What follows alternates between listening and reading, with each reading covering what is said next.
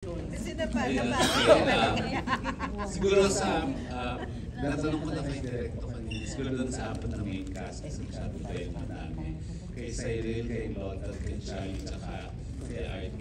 Nagkaroon na ba kayo sa tunay na buhay ng near-death experience? Siguro starting with you, Charlie. Sa awa po ng Diyos, wala pa naman po.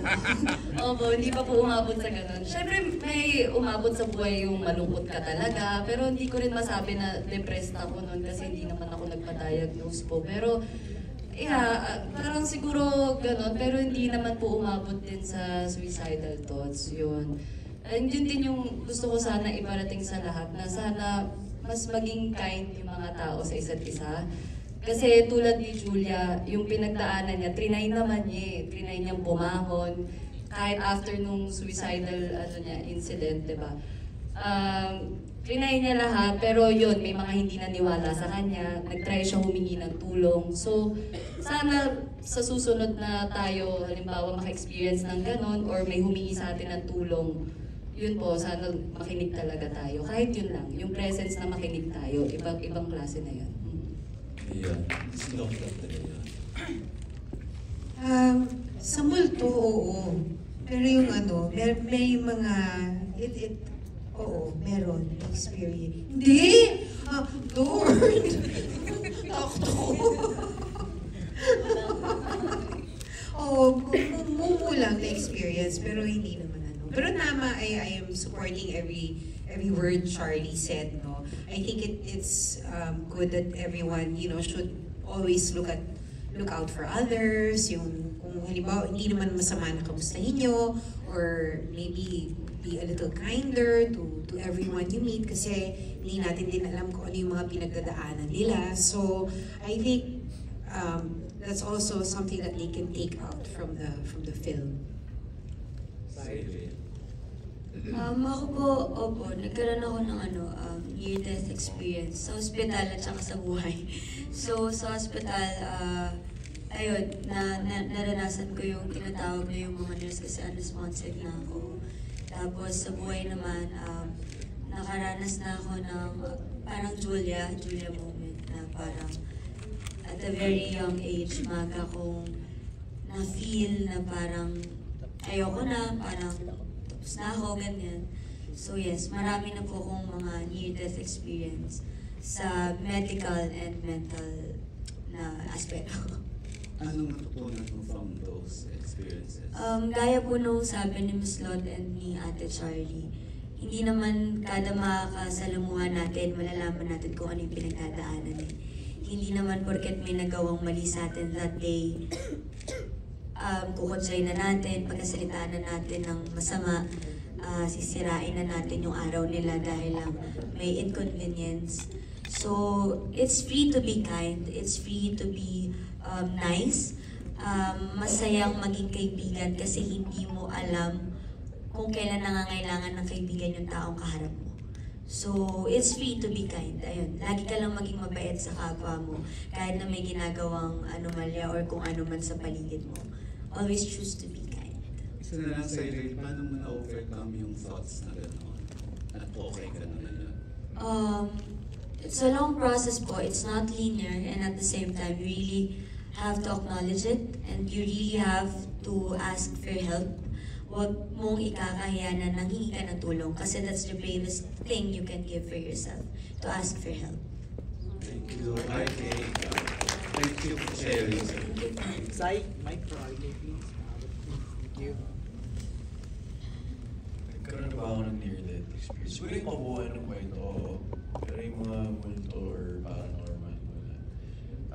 Pero yung akala mo, hindi mo na kaya, at some point, parang gusto mo na mag-give up. May mga moments na gano'n. And naramdaman ng mga tao sa paligid ko, and nag-offer sila ng tulong. At humingi din ako ng tulong.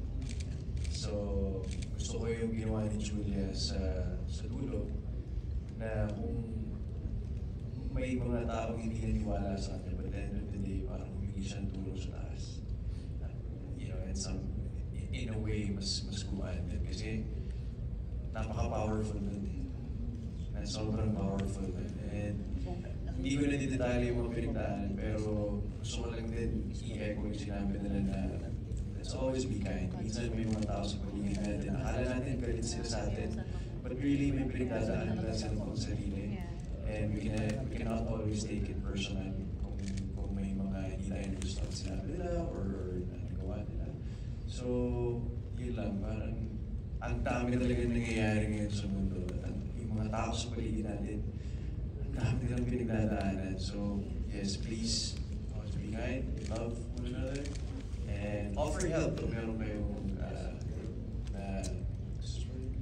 naiisip na mga kailangan ng tulong. Isa na lang, RK, anong natutunan mo doon sa mga sinabi mong na-experience mo? Na hindi siya death. It's almost, parang yun ang pakiramdam, near death. Pero hindi. Hindi siya katapusan. At hindi magiging katapusan yun kung isi-share mo yun sa mga tao mahal mo, sa mga nag-o-offer ng tulong. Actually, the moment na sabihin mo pa lang, you put it into words na mabawasan na yung power nun over you. So, little by little, love and kindness always. Thank you and congratulations. Thank you. Thank you, Robert. Direk, I'm curious. May line kasi si Lotlot doon sa movie na sinabi niya na meron kasi kaming kasabihan sa mga Bisaya na ganito. Yung in-introduce na, Yes. totoo ba yun? Direk? Okay. It's really a belief to us Ilonggos. Okay. Usually, pag sa probinsya nga namin before, sa Central Manapla, ang dami kunyari may nahulog sa niyog. Pag may nahulog sa niyog, and then nabuhay, palagi yan may mga kwento. I'm sure alam niyo yan na may dalas lang kunyaring dahon or tubo or anything. Pag nahulugan ka ng... Hindi, pag nahulog, pag namatay ka, na bumalik ka sa buhay, Okay. you're bringing something kung saan man yung pinuntahan mo. So in-explore, in fact, nasa isang cut namin yon, but mas gusto namin na i-narrate na lang ni Lotlot para mas may konting ambiguity pa or para na may ano pa ang tao. But yes, it's a belief sa Ilonggo, but I don't know sa ibang region. But sa amin, lalo na sa probinsya, ganun, na when you go back sa near-death na experience, you're bringing something kung saan man. So, in fact, may mga kamag-anak kami na, or may second cousin na may nagkwento na nahulog siya kahapon sa niyog kasi niyugan kami. Pag gising niya, may hawak daw siyang dahon ng ano. So, sign yun na nag-travel siya or kung saan man siya napunta. Pero inflicted yun or kahit by accident? That's also another mythology na ano namin ng writer ko na si Jim Flores. Na nung binubuo ko yung kwento, sabi ko, if I want to do another horror na ghost, kasi dream ko yung ghost because lumaki ako sa Aswang Stories eh. In fact, I was inspired by Aswang Stories, kaya gumawa ko ng mga Aswang Stories. No? So I was inspired by, of course, the Shake, Rattle, and Roll Manananggal, from then on, hanggang sa Part 2 Aswang. So, memorize. In fact, gumawa talaga ako ng Shake. Gumawa ko ng Aswang Story. But gusto ko gumawa ng isang multo story. But honestly, ang hirap, ang challenge sa paggawa ng multo story kasi ang dami ng ginawang ganun. Diba? So, from Thailand, from Indonesia. So, siyempre, the challenge for us is how to come up with a new mythology.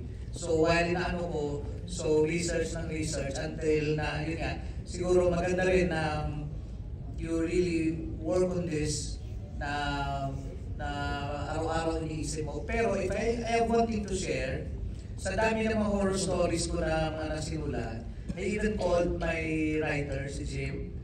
Parang tinatapos namin yung last draft, I think. Tinawagan ko siya madaling araw. First time na I really felt na there's something strange and doom about spirituality. Na biglang napaganon ako na, uy, parang iba yung impact niya na parang yung spirituality na journey ba. So, I don't know kung sobra na sa imagination or it is because na it's something na of course, may hirap siya pag-usapan when it comes to spiritual, when it Right. comes to life after death. Thank you, Direk. Janice, baka gusto mo magtanong. Janice Navida.